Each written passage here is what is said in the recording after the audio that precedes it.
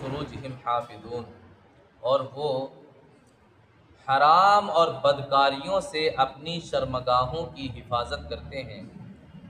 ایک اور آیت میں ارشاد ربانی ہے وَلَا تَقْرَبُوا الْفَوَاحِشَ مَا ظَهَرَ مِنْهَا وَمَا بَطَنَ، یعنی چھوٹے بڑے ظاہر پوشیدہ کسی بھی گناہ کے قریب مت نہ جاؤ۔ یہاں بڑے سے مراد زنا اور چھوٹے سے مراد بوسہ لینا ہے، بری نظر سے دیکھنا اور چھونا ہے۔ چنانچہ حضور صلی اللہ تعالیٰ علیہ وسلم کا ارشاد پاک ہے، ہاتھ زنا کرتے ہیں، پیر زنا کرتے ہیں اور آنکھیں زنا کرتی ہیں۔ فرمان الہی ہے قُلْ لِلْمُؤْمِنِينَ يَغُضُّوا مِنْ أَبْصَارِهِمْ وَيَحْفَظُوا فُرُوجَهُمْ ذَلِكَ أَزْكَىٰ لَهُمْ، مومنوں سے، اے محبوب مومنوں سے کہہ دیجئے کہ اپنی آنکھیں بند کر لیں اور اپنی شرمگاہوں کی حفاظت کریں۔ اللہ تبارک و تعالیٰ نے مسلمان مردوں اور عورتوں کو حکم دیا کہ وہ حرام کی طرف نہ دیکھیں اور اپنی شرمگاہوں کو ارتکاب حرام سے محفوظ رکھے، یعنی حرام کاموں سے اپنی شرمگاہوں کو محفوظ رکھے۔ اللہ تبارک و تعالیٰ نے متعدد آیات میں زنا کی حرمت بیان فرمائی ہے۔ ایک جگہ ارشاد ربانی ہے وَمَنْ يَفْعَلْ ذَلِكَ يَلْقَىٰ أَثَامًا، جو شخص زنا کرتا ہے اسے اثام میں ڈالا جائے گا۔ اثام کے متعلق کہا گیا ہے کہ جہنم کی ایک وادی ہے، بعض علماء نے کہا کہ وہ جہنم کا ایک غار ہے، جب اس کا منہ کھولا جائے گا تو اس کی شدید بو سے جہنمی چیخ اٹھیں گے۔ زناکار جو زنا کرتا ہے اس کو جہنم کی اس غار میں ڈالا جائے گا، جس غار کے منہ کو اگر کھولا جائے تو اس کی بدبو سے، اس غار کی بدبو سے جہنمی چیخ اٹھیں گے اور مطلب جو ہے پریشان ہو جائیں گے، اس کی بدبو اتنی تیز ہوگی۔ ایک تو سب سے پہلی بات تو یہ کہ جہنمی جہنم میں ہے، آلریڈی بدبو سن رہے ہیں، لیکن جب اس غار کو یعنی اسام، اس غار کا نام کیا ہے اسام، جب اس غار کے منہ کو کھولا جائے گا تو اس کی بدبو اتنی تیز ہوگی کہ جہنمی جہنم کے عذاب کے باوجود بھی اس کی بو کو سونگتے ہوئے جو ہے چیخ اٹھیں گے۔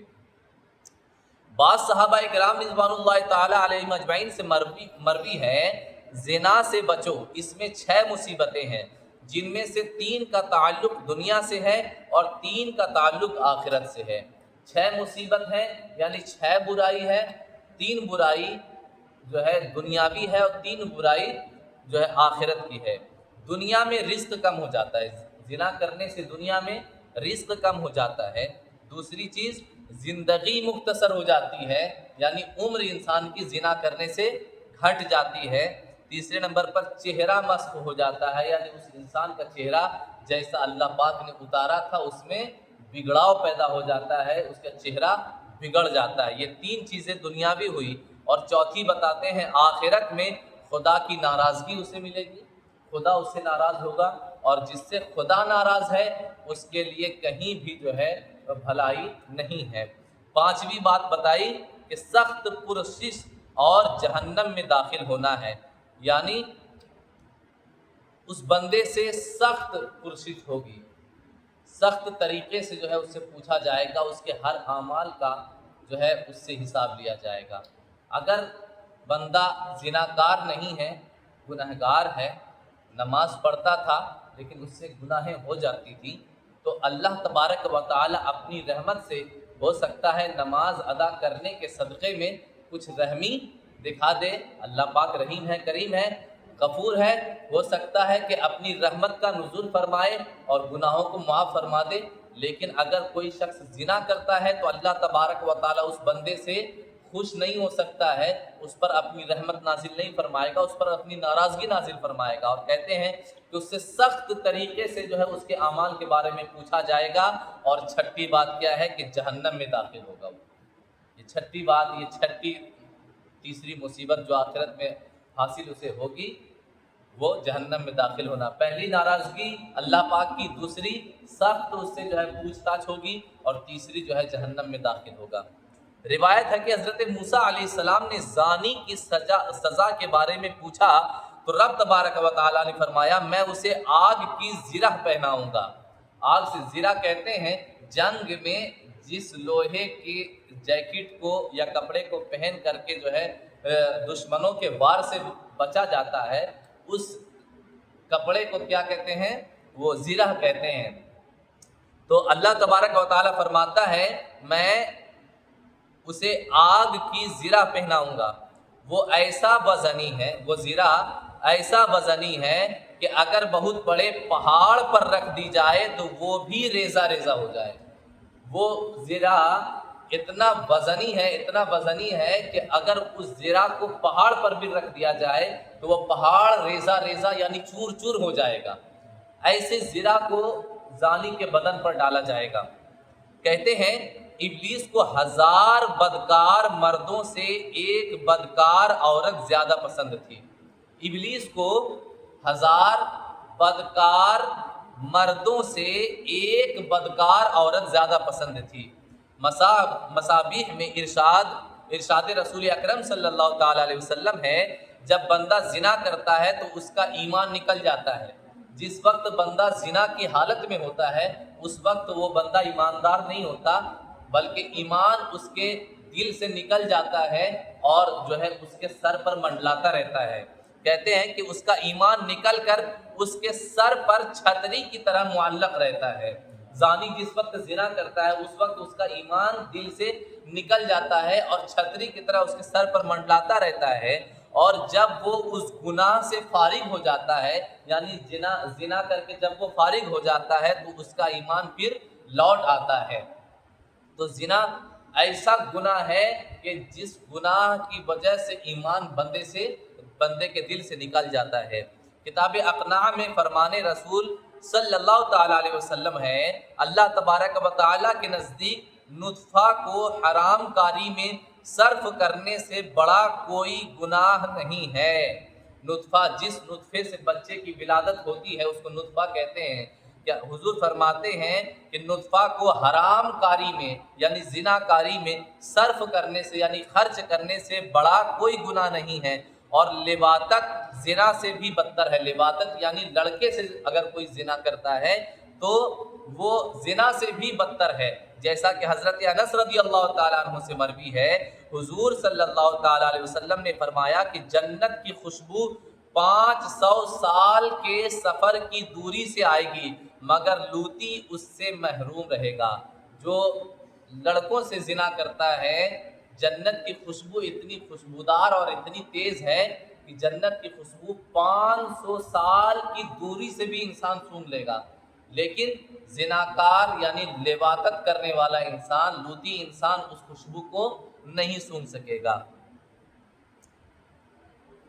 حضرت لوط علیہ السلام کی قوم کا ایک تاجر مکہ میں بغرض تجارت آیا، اس کے نام کا پتھر وہیں پہنچ گیا، مگر فرشتوں نے یہ کہہ کر روک دیا کہ یہ اللہ کا حرم ہے۔ چنانچہ 40 دن یہ پتھر حرم کے باہر زمین و آسمان کے درمیان معلق رہا، یہاں تک کہ وہ شخص تجارت سے فارغ ہو کر مکہ معظمہ سے باہر نکلا اور پتھر جا لگا جس سے وہ ہلاک ہو گیا۔ اب یہاں پر ایک بات سمجھنے میں آتی ہے کہ اگر کوئی شخص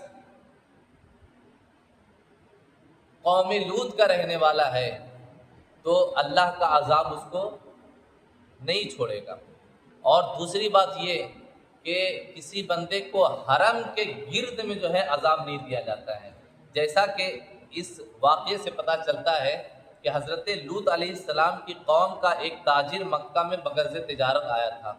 بغرض تجارت آیا، جب تک وہ مکہ میں رہا اللہ پاک نے آسمان سے پتھر برسایا، پتھر مکہ کے حرم کے اطراف سے گرد و نواح سے دور رہا۔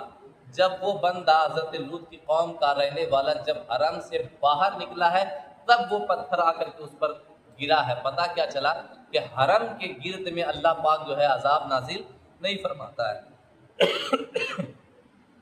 حضرت لوط علیہ السلام اپنے تمام اہل خانہ کو لے کر بستی سے نکل گئے۔ حضرت لوط کی قوم پر عذاب خدا نازل ہوا تھا۔ کیونکہ حضرت لوط علیہ السلام کی قوم جو ہے وہ لڑکوں سے زنا کیا کرتی تھی، ٹھیک ہے۔ اس زنا کاری کے بدلے میں، جس کو لواطت کہتے ہیں، لواطت کے سزا میں اللہ تبارک و تعالیٰ نے حضرت لوط علیہ السلام کی قوم پر اپنا عذاب نازل فرمایا تھا۔ حضرت لوط علیہ السلام اپنے تمام اہل خانہ کو لے کر بستی سے نکل گئے اور فرمایا کوئی مڑ کر نہ دیکھے۔ جب قوم پر عذاب نازل ہوا تو ان کی بیوی نے آوازیں سن کر پیچھے دیکھا اور کہا ہائے میری قوم، جس کی پاداش میں اسے ایک پتھر لگا اور وہ ہلاک ہو گئی۔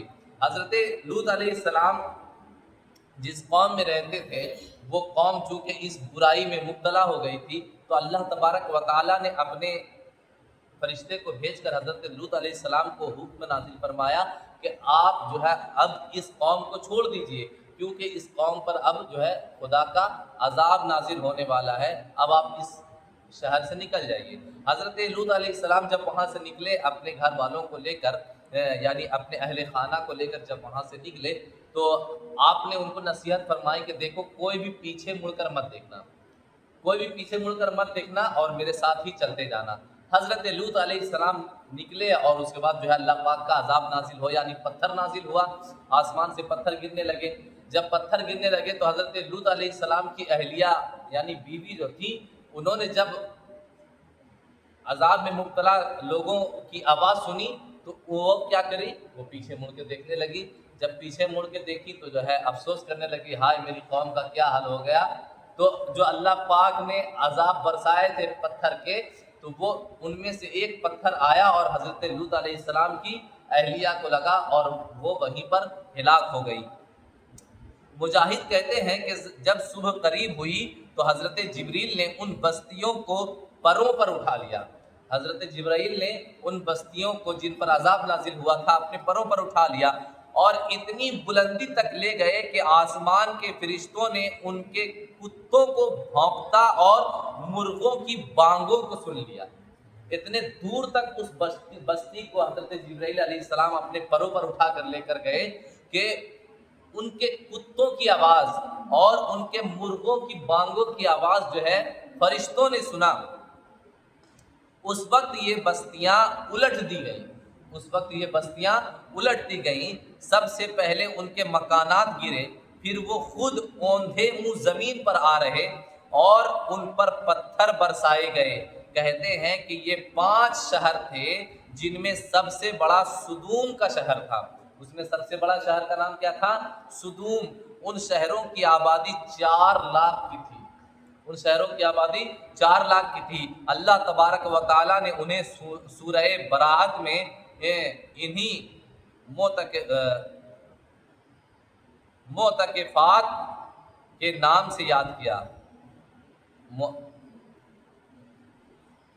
متفقات کے نام سے یاد کیا ہے۔ سورہ براءت یہ جو ہے 10ویں پارے میں یہ سورہ ہے اور اس میں اللہ پاک کا غضب نازل ہوا ہے، اور قرآن پاک کی یہ ایسی سورت ہے جس سورت کے پہلے جو ہے بسم اللہ لکھا ہوا نہیں، کیونکہ آیت بسم اللہ جو ہے یہ اللہ پاک کی رحمت اور رحم کا بیان ہے، اور سورہ براءت میں اللہ پاک نے اپنے غضب کا بیان کیا ہے، لہذا اللہ پاک کا غضب اور اللہ پاک کا رحم ایک جگہ جو ہے شریک نہیں ہو سکتا۔ اس لیے مفسرین کرام نے بیان فرمایا کہ اس سورت کو پڑھنے سے پہلے بسم اللہ نہ پڑھا جائے، اس سورت کو پڑھنے سے پہلے بسم اللہ نہ پڑھا جائے۔ قرآن پاک میں 114 سورتیں ہیں، 113 سورتوں کے پہلے جو ہے بسم اللہ لکھا ہوا ہے، اور بسم اللہ پڑھنا واجب ہے، سورہ سے پہلے بسم اللہ پڑھنا واجب ہے۔ لیکن یہ واحد سورہ براءت یہ واحد سورت ہے جس کے پہلے جو ہے اللہ پاک نے جو ہے بسم اللہ نہیں لکھوایا اپنے بزرگوں سے، یعنی مفسرین کرام سے۔ مفسرین کرام نے بسم اللہ وہاں پر نہیں لکھا، اور اس کی وجہ یہ بتائی کہ بسم اللہ آیت رحمت ہے، اور یہ سورہ براءت جو ہے یہ اللہ پاک کے غضب کا بیان ہے، لہذا سورہ آیت رحمت کو اس کے پہلے نہ پڑھا جائے۔ تو انشاءاللہ کبھی موقع ملا، کبھی تفسیر کا بیان چلا تو انشاءاللہ قرآن پاک کی تفسیر بھی آپ لوگوں کو بتائی جائے گی کہ اللہ پاک قرآن پاک میں کن کن باتوں کو جو ہے بیان کر رہا ہے، کن کن باتوں کا بیان کرتا ہے۔ انشاءاللہ کل سے حقوق والدین اور صلہ رحمی پہ انشاءاللہ